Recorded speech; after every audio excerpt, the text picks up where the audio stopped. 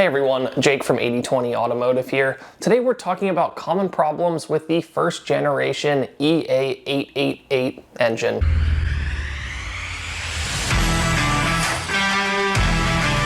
The first generation EA888 is a 2-liter inline-4 turbocharged direct injected engine coming from Volkswagen that was predominantly used in the very early model A4s, A5s, and used by Volkswagen in the 2000s. Now, we recently covered videos on both the third generation and the second generation EA888. The third generation fixed a lot of problems that the second generation had. The second generation had quite a few problems, and unfortunately, a lot of those problems really came from the first generation. The first generation is really where the issues with the oil control and the timing chain system came from, and so those are going to be the two really big things to be aware of on the first generation of this engine. Now, it is arguable that the first generation is actually a little bit better and more reliable than the second generation because of the timing chain tensioner problem and how profound that was on the second generation. But we're going to go ahead first and jump into all of the common problems on the list here. The first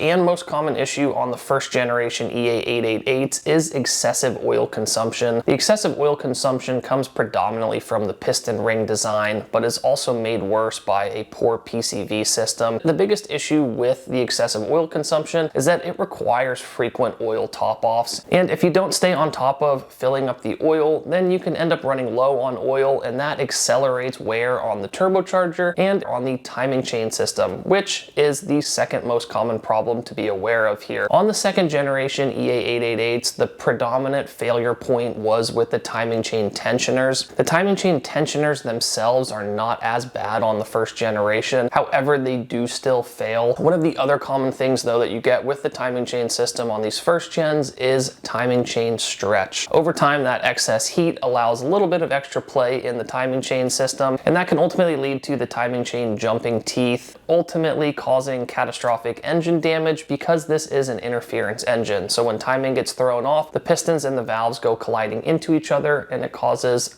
terrible internal engine damage. So one of the most important things that you can do is service the timing chain frequently, and especially if you start to hear a little bit of timing chain rattle on startup. Again, one of the best ways to prevent issues with the timing chain is making sure you're staying on top of the excessive oil consumption issues. Third on our list is the PCV valve.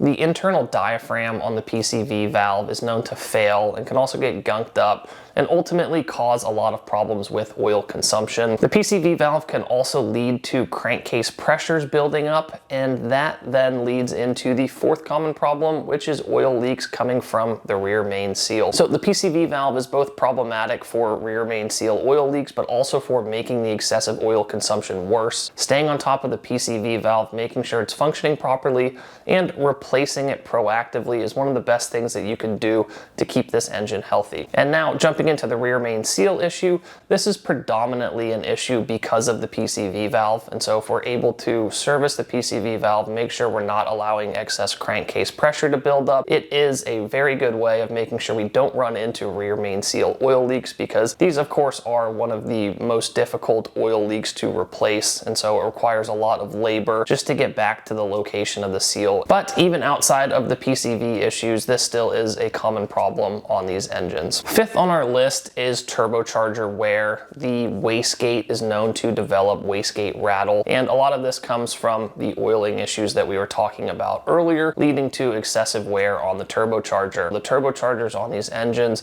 generally aren't going to be something that lasts the life of the engine. It's common to experience turbocharge failure or wastegate rattle well before the engine is at the end of its life, just because of all of the excess stress and wear put on it from the oiling related issues. 6 on our list is going to be the water pump slash the thermostat housing. The thermostat housing is of course made of plastic, and due to its location in the engine is subject to a lot of heat, and so the thermostat housing plastic can warp, and that's going to lead to coolant leaks. So you're going to have to commonly replace the thermostat housing slash the water pump on these engines, and that's sort of just a maintenance item due to the poor design of the plastic thermostat housing. And then the last thing to cover on our list here was a problem that really arose from the EA113s. The first generation EA888 was built off of the EA113, so in some early models you did have issues with the high pressure fuel pump and and the cam follower. Now, not all Gen 1 EA888s have the same high pressure fuel pump setup, but if you do have one that has the same setup that those EA113s do, then you are subject to experiencing issues with cam follower wear,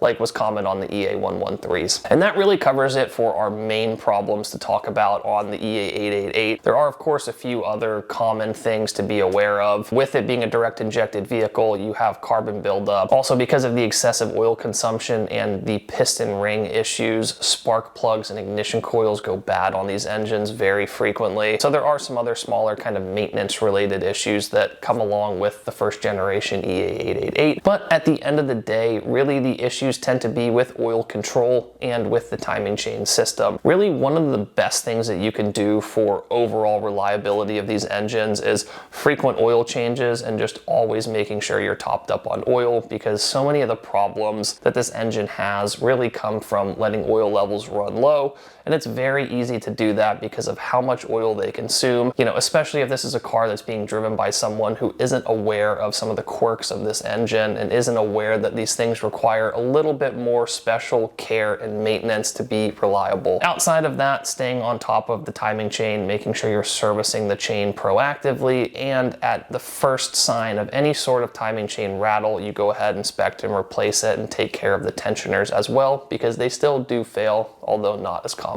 At the end of the day, it's tough to say that the first generation EA888 is reliable. I do think you have a lot of problems on these engines caused generally by people who just don't really know that they require a little bit of extra care. But if you can't sell an engine that's reliable for the people that don't know much about cars, then it's really hard to give it a good rating from a reliability standpoint. So the first generation is definitely a little bit questionable from a reliability standpoint, but if you know what you're working with, you know how to take care of these things, they can be a decent bit reliable. You just need to make sure you stay on top of all of those issues that we discussed. Anyways, that covers it for my video on Gen 1 EA888 problems. If you guys appreciate this video, please click the like button, subscribe to our channel, and stay tuned for all the future Volkswagen and Audi content we have coming.